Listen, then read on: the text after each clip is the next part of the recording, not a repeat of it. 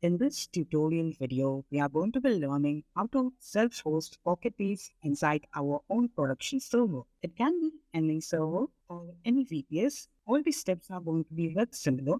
First, we need to have some instance or server or VPS. In this case, I'm choosing AWS, but it's not limited to AWS. You can choose any other cloud provider depending upon your choice and your need or the availability that you have. Here I'm choosing as Ubuntu. Also set a key pair. For networking, always remember that you don't need to expose all your ports. Only the port for HTTP that is 80 and HTTPS that is 443 should be open. Otherwise, other ports can be closed. You will create new security group. Will be using SSH and HTTPS and HTTP.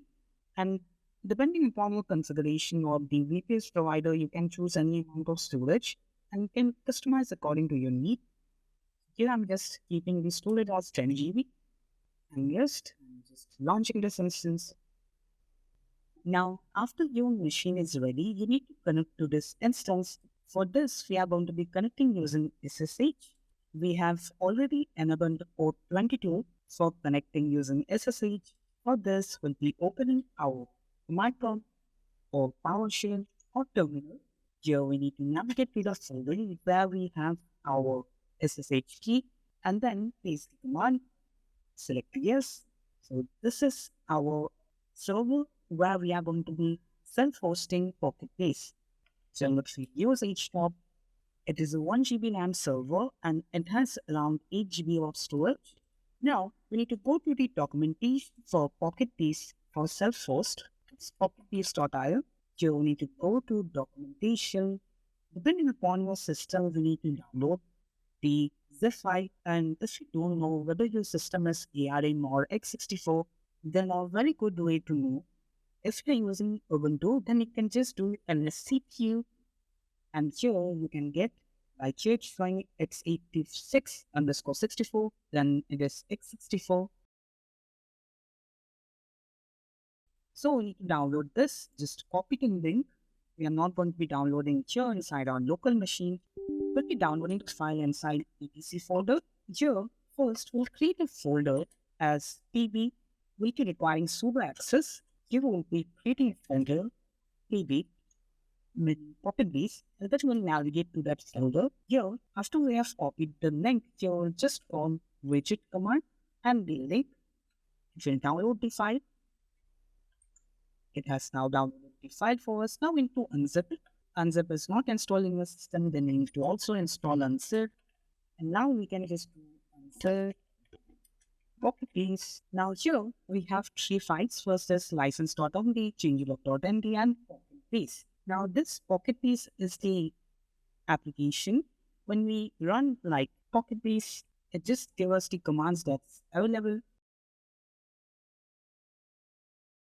For this, to start our Pocketbase server, we need to use the serve command.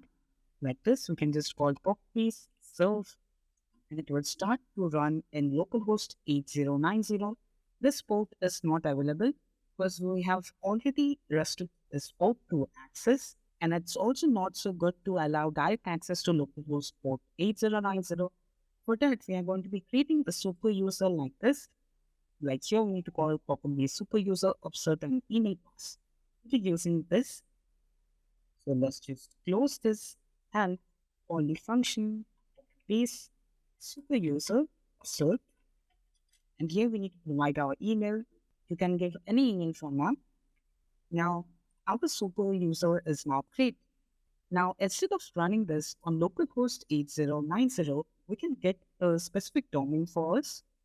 So for this, to use our custom domain, we can simply call Pocketbase and then our domain. So here we can just call Pocketbase, then serve, and then we can pass our domain. It can be any domain. First, let's do it.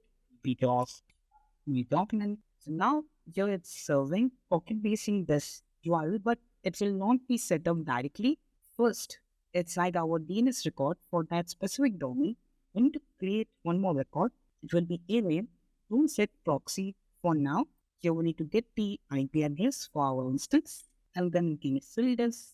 will be pp.snehasiscoach.com, and here we can also write some comment like Pocketbase and save it. Now it will take some time to update the DNS. Now after your DNS is set up, you can just visit this URL. Now we are getting this kind of response that everything is correct. And if we can find, here we have also got an SSL certificate. And now we can reach our dashboard on visiting this URL. Now, inside our Pocketbase dashboard, we need to use the same super user email and password that we have recently created. And now, after login, we are redirected to Pocketbase dashboard. And here we can do anything that we want. It's completely ours, and we own the full control of this Pocketbase database. And in this way, we have successfully self-hosted our Pocketbase instance inside our own machine. Now that we have set up Pocketbase, now we can do one more thing. Here, if you are using Cloudflare DNS, you can just turn on proxy cloud to true so that it will just add some more protection to our database. Now, here, one thing to know that currently we are running Pocketbase directly from our terminal. It means that if this process crashes, in that case, it's not going to automatically restart. For this, we need to run it as a service. Now, for creating a service file, we need to visit etc system D, system folder. Here we have all the other services. Now, here we need to create our own Pocketbase service. For this, we'll just use nano Pocketbase.service. Then we need to just paste the sample command. This is just a standard command, but you need to specify our Pocketbase directory. This directory is not correct, so it was inside our etc pp folder, and also here it was inside our etc/pv, then Pocketbase. Then we just specify our domain. Also here, where you want to save the logs, let's keep it down, saying etc/pv. Here we are just specifying our working directory and how we are going to be starting the Pocketbase server. And when it is going to restart, if it crashes after every 5 seconds, it's going to restart. And here we are going to be appending the logs, and here we are going to be appending the error logs, seeing it as error.log like this. I will give this full command in description. You don't need to type it. You can simply copy it.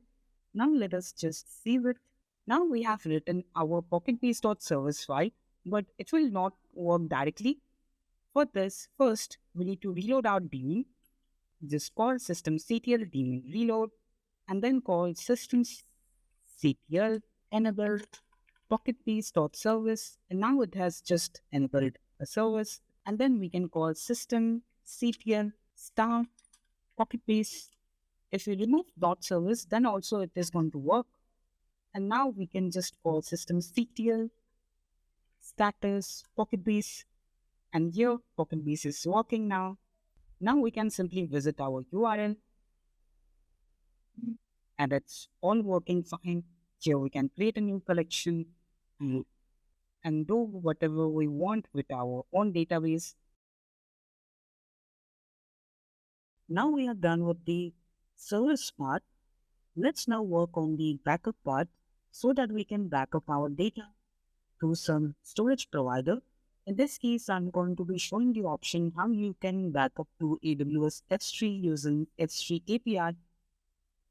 Depending upon your need, if you think you don't need S3, then you need to modify the script. So here I'm just writing a script. Let me use nano editor run backup.sh. And here I have just written a script, but here, depending upon your need, you need to add your Pocketbase directory and the place where you want to do backup, as well as you'll be requiring access key and secret key. Now, if you're new to AWS, then here in IAM, you need to just create an IAM user.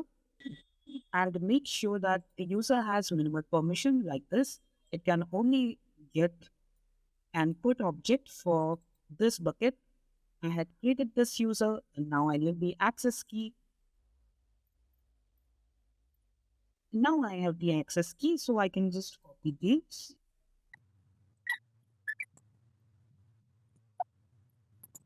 If you want, you can also download the CSV file. Now we need to also get the bucket name and the location.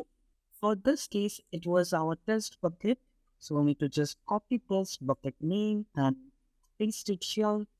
And this bucket was on US East 1. So we need to copy this. Again, change the region. And now here comes the location where our PB data directory is located.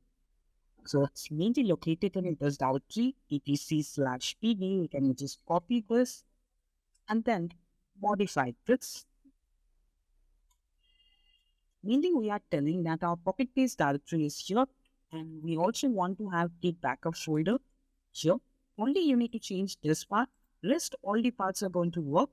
Like first it's going to get the date of the day, then the host name, then it's going to create a tar file. So here we're setting up the main archive part, the backup directory where we will save our backups in local, and then we'll do the zip. And after doing the zip part, we'll just use curl and put the object inside our AWS S3. This is very simple. So now, currently, if you check, we have backup.sh, but we need to give the run permission. For this, we'll go ch mod plus x backup.sh. Now, we have given the executable permission. Now here, as you can see, here we have only 3 items. Now let's try to do backup.sh. Now as you can see, here it's showing uploaded to this folder. Let's refresh. Now here we have our Pocketbase folder and here is the backup. It's around 188 KB. And this way we have just set up a complete backup. But we need to run this in Chrome job. For this, you can just use Chrome tab. Let's use nano option.